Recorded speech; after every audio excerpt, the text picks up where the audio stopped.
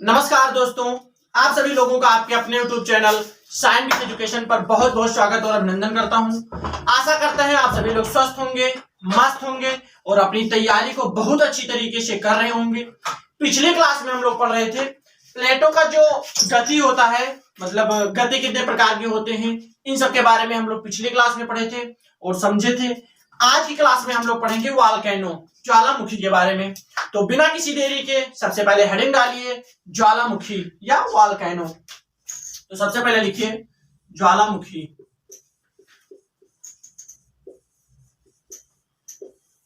ज्वालामुखी या वॉल्केनो।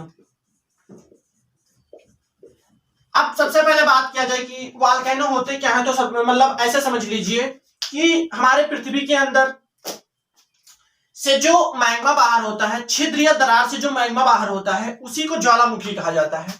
अब मैग्मा क्या होता है आपके दिमाग में बन रहा होगा, तो ऐसे समझिए कि पृथ्वी की आंतरिक संरचना में जब टेम्परेचर ज्यादा होता है तो जो चट्टानें होती हैं वो चट्टानें पिघलती हैं और पिघलकर मैग्मा में परिवर्तित हो जाती हैं। वही जो मैग्मा होता है वो पृथ्वी के छिद्र या दरार के से होकर मतलब बाहर आता है, और जब बाहर आता है तो उसी को ज्वालामुखी कहा जाता है या वॉल्केनो कहा जाता है।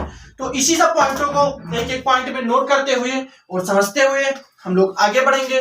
तो सबसे पहला पॉइंट लिखिए कि छिद्र या दरार से होकर, सबसे पहला लिखिए छिद्र या दरार से होकर, छिद्र या दरार से होकर जो मैग्मा बाहर आता है, जो मैग्मा बाहर आता है उसी को ज्वालामुखी कहा जाता है। उसी को ज्वालामुखी या वॉल्केनो कहा जाता है।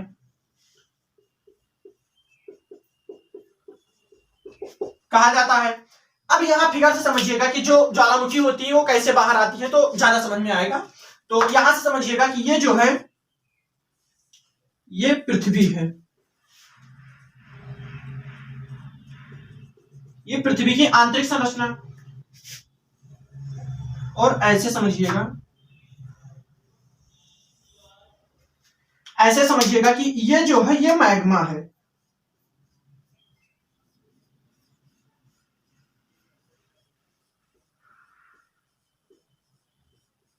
ये जो है ये मैग्मा है। और मैग्मा क्या है तो हम लोग बात कर ही चुके हैं कि जो चट्टानों का पिघला हुआ रूप होता है उसी को मैग्मा कहा जाता है। और मैग्मा जो होती है जो छिद्र या दरार से होकर बाहर आती हैं उन्हीं को ज्वालामुखी कहा जाता है। तो ये जो होती हैं इन्हीं को ज्वालामुखी कहा जाता है। ज्वालामुखी या वॉल्केनो कहा जाता है। तो एक बार फिर से समझ लीजिए कि जो ज्वालामुखी होती हैं या वॉल्केनो होती हैं, तो छिद्र या दरार से होकर जो मैग्मा होता है, मतलब पृथ्वी के आंतरिक संरचना से जो मैग्मा छिद्र या दरार से होकर बाहर आते हैं उसी को ज्वालामुखी कहा जाता है या वॉल्केनो कहा जाता है। ऐसे फिगर से समझिए कि ये पृथ्वी की आंतरिक संरचना है, और पृथ्वी के आंतरिक संरचना से होते हुए ये जो है ये मैग्मा है, और मैग्मा जब छिद्र या दरार से होकर बाहर आते हैं, मतलब पृथ्वी के बाहर आते हैं, तो इन्हीं को ज्वालामुखी कहा जाता है। तो आशा करते हैं इसको आप सभी लोग समझ गए होंगे। अब ज्वालामुखी क्रिया क्या होती है, तो सबसे पहले इसको नोट कर लीजिए, फिर हम लोग समझेंगे कि ज्वालामुखी क्रिया जो होती है वो क्या होती है और उसके बारे में। तो आशा करते हैं आप सभी लोग इसको नोट कर चुके होंगे। अब हेडिंग डालिए ज्वालामुखी क्रिया। बहुत आप सभी लोगों के मन में विचार उठते होंगे कि तो फिर ज्वालामुखी क्रिया किसे कहते हैं। तो अब यहां से समझिएगा कि जो ज्वालामुखी क्रिया होती है, हेडिंग डालिए पहले ज्वालामुखी क्रिया। ज्वालामुखी क्रिया। अब ज्वालामुखी अगर क्रिया की बात किया जाए तो ऐसे समझिए कि ज्वालामुखी क्रिया वो प्रोसेस होता है जिससे जो मैग्मा होता है वो बाहर आता है। बस इतना ही समझिएगा कि ये एक ऐसी प्रक्रिया होती है, लिखिएगा एक ऐसी प्रक्रिया,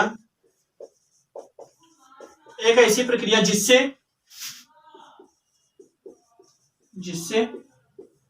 मैग्मा जो होता है वो मैग्मा बाहर आता है,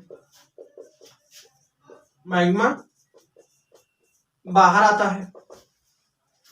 मतलब ज्वालामुखी क्रिया जो होती है वो एक ऐसी प्रक्रिया होती है जिससे जो मैग्मा होता है वो पृथ्वी के आंतरिक संरचना से होते हुए, छिद्र या दरार से होते हुए बाहर आता है, और इसी पूरे प्रोसेस को मतलब ज्वालामुखी क्रिया कहा जाता है। अब आप सभी लोगों के मन में ये भी डाउट बन रहे होंगे कि आखिर ये सब होता क्यों है, इसके पीछे कारण क्या है। तो आइए ये इसके पीछे जो कारण है, मतलब ज्वालामुखी क्रिया होने के जो कारण है, इसके पीछे हम लोग समझते हैं। तो सबसे पहले इसको नोट कर चुके होंगे, यहां से हेडिंग डालिए कि कारण, ज्वालामुखी क्रिया होने के कारण क्या क्या है, तो उनको समझ लीजिए।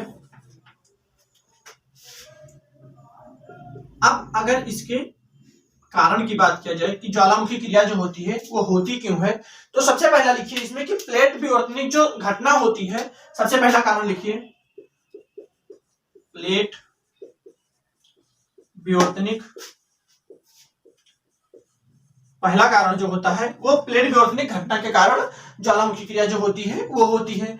और तीसरा कारण ये लिखिए कि जो भूकंप, जब उच्च तीव्रता का भूकंप आता है तो भी ज्वालामुखी क्रिया होती है। तो इसमें लिखिएगा कि उच्च तीव्रता का भूकंप, उच्च तीव्रता का भूकंप जो होता है ये भी एक कारण है कि भूकंप, मतलब ज्वालामुखी क्रिया जो होने का कारण है ये भी है कि उच्च तीव्रता का जो भूकंप होता है उससे भी ज्वालामुखी क्रिया होती है। और पहला जो है वो प्लेट विवर्तनिक घटना है। तीसरे में लिखिए कि जब पृथ्वी के आंतरिक भाग में दाब ज्यादा हो जाता है, दाब में वृद्धि हो जाती है, तो तीसरा कारण जो है तभी ज्वालामुखी क्रिया होती है। तो तीसरे पॉइंट में लिखिए कि पृथ्वी के आंतरिक